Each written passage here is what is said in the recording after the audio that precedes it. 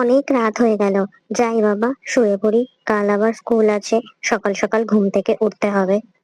কেমন যেন বাথরুম পাচ্ছে, একবার যাই, করেই আসি, নইলে আবার রাতে ওঠা বড় মুশকিল। বাবার মনে হচ্ছে এদিকেই আসছে, দেখি তো একবার। ওরে বাবা গো, কাকে দেখছি! রাম রাম রাম রাম রাম রাম রাম রাম।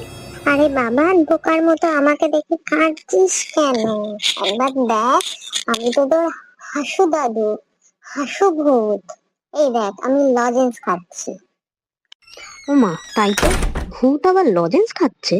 জানতাম না তো ভূত আবার লজেন্স খায়। তুমি লজেন্স খাচ্ছ কেন? আমি যখন কাউকে ভয় দেখাতে যাই, তখন আমার কাশি হয়। তাই জন্য ডাক্তার বলেছে তুমি সব সময় কাশি হওয়ার আগেই মুখে একটা লজেন্স রাখবে, তাহলে তোমার কাশি হবে না। আর তোমার কাউকে ভয় দেখানোর দরকার নেই, তুমি সবাইকে হাসাবে।